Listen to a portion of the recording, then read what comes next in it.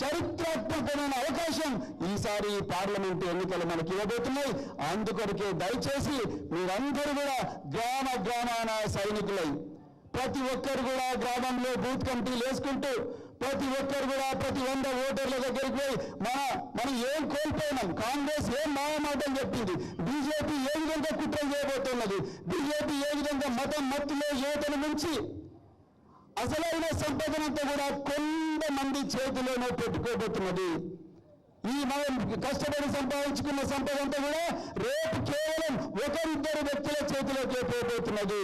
ఆ విషయాన్ని పూసగిచ్చినట్టుగా వివరించి మనం మళ్ళీ మన రాజ్యం తెచ్చుకోవాల్సిన అవసరం ఉన్నది.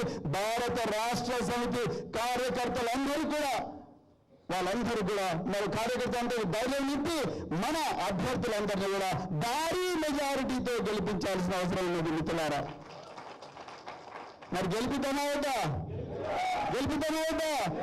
ఒక్కసారి అందరూ 2 చేతులు ఎత్తి చెప్పండి మిత్రులారా, గెలిపిద్దామా వద్దా? తప్పకుండా గెలిపించాలి మిత్రులారా. దయచేసి గుర్తుపెట్టుకోండి, ఇది చాలా చాలా ముఖ్యమైన విషయం. ఈ స్ఫూర్తితోనే మనం ఈ తెలంగాణ భవన్ నుంచి పోవాలి.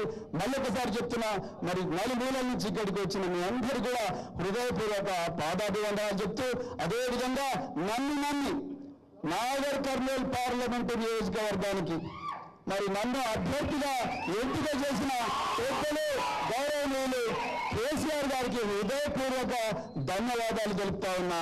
మిత్రులారా, నేను మళ్ళీ చెప్తున్నా, నేను రాజకీయాల్లోకి వచ్చింది నా కోసం కాదు. నేను పోలీసు ఉద్యోగంలో చేయింది నా కోసం కాదు. నేను పోలీసు ఉద్యోగం నుండి గురుకుల పాఠశాలలోకి వచ్చింది నా కోసం కాదు. నేను గురుకుల పాఠశాలలో ఉద్యోగాన్ని వదిలేసి రాజకీయాల్లోకి వచ్చింది నా కోసం కాదు. మిత్రులారా, నేను బహుజన్ సమాజ్ పార్టీని వదిలేసి భారత రాష్ట్ర సమితిలో చేరింది కూడా నా కోసం కాదు. ఒక హోదా కోసం కాదు, ఒక బందలా కోసం కాదు, ఒక ఎర్రబుగ్గ కారు కోసం కాదు, లక్షల జీతం కోసం కాదు, ఒక హోదా కోసం కాదు, ఒక అంతస్తు కోసం కాదు. మిత్రులారా, నాకున్న ఈ అదృష్టాన్ని లేని లక్షలాది మంది కోట్లాది మంది బిడ్డలు నాకన్నా గొప్పగా ఉండాలి అన్న ఒక కళను నిజం చేయడానికి వచ్చిన మిత్రులారా, ఆ కళను నిజం చేయడానికి మాత్రం ఇక్కడికి వచ్చిన. ఇప్పటికి కూడా అదే ఎజెండాలో డప్పులు కొట్టిన చేతులతోనే తెలంగాణ బిడ్డలు డాలర్లు సంపాదించాలి. మిత్రులారా, చెప్పులు గుట్టిన చేతులతోనే చరిత్ర తిరగరాయాలి. కళ్ళు గీత కార్మికుల బిడ్డలు కంప్యూటర్ ఇంజనీర్లు కావాలి. మిత్రులారా,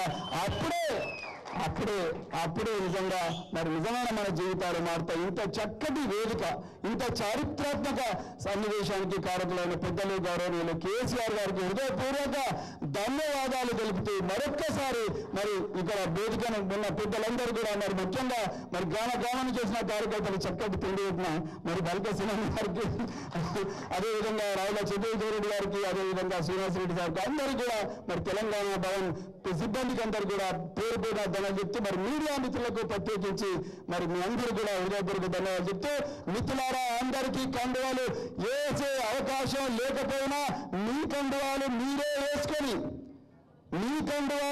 వేసుకొని సుశిక్షితులైన సైనికుల్లాగా, భారత రాష్ట్ర సమితి సైనికుల్లాగా గ్రామాన వెయ్యి ప్రజాస్వామ్య రాజ్యాంగబద్ధంగా పెను విప్లవం సృష్టించాలని చెప్పి కోరుకుంటూ మరొక్కసారి అధికారంలోకి తీసుకురావాల్సిన అవసరం ఉన్నదని కూడా ఈ సందర్భంగా మీ అందరికీ కూడా మనవి చేస్తున్న. మిత్రులారా, దయచేసి గుర్తుపెట్టుకోండి, చరిత్రను మళ్ళీ పునర్లిఖించే చరిత్రాత్మకమైన అవకాశం ఈసారి పార్లమెంటు ఎన్నికలు మనకి ఇవ్వబోతున్నాయి. అందుకొరకే దయచేసి మీరందరూ కూడా గ్రామాన సైనికులై ప్రతి ఒక్కరు కూడా గ్రామంలో బూత్ కమిటీలు వేసుకుంటూ ప్రతి ఒక్కరు కూడా ప్రతి 100 ఓటర్ల దగ్గరికి పోయి మనం ఏం కోల్పోయినాం, కాంగ్రెస్ ఏం మాయమాటలు చెప్పింది, బీజేపీ ఏ విధంగా కుట్ర చేయబోతున్నది, బీజేపీ ఏ విధంగా మత్తులో యువతను మించి అసలైన సంపదనంతా కూడా కొంతమంది చేతిలోనే పెట్టుకోబోతున్నది. ఈ మనం కష్టపడి సంపాదించుకున్న సంపద అంతా కూడా రేపు కేవలం 1-2 వ్యక్తుల చేతిలోకి పోబోతున్నది. ఆ విషయాన్ని పూసగిచ్చినట్టుగా వివరించి మనం మళ్ళీ మన రాజ్యం తెచ్చుకోవాల్సిన అవసరం ఉన్నది. భారత రాష్ట్ర సమితి కార్యకర్తలందరూ కూడా వాళ్ళందరూ కూడా మరి కార్యకర్తలందరూ ధైర్యం నింపి మన అభ్యర్థులందరినీ కూడా భారీ మెజారిటీతో గెలిపించాల్సిన అవసరం ఉన్నది మిత్రులారా. మరి గెలిపిద్దామా వద్దా? గెలిపిద్దామా వద్దా? ఒక్కసారి అంటే రెండు చేతులు ఎత్తి చెప్పండి మిత్రులారా. గెలిపిద్దామా వద్దా? గెలిపిద్దామా వద్దా?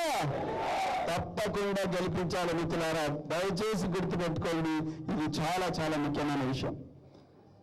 ఈ స్ఫూర్తితోనే మనం ఈ తెలంగాణ భవన్ నుంచి పోవాలి.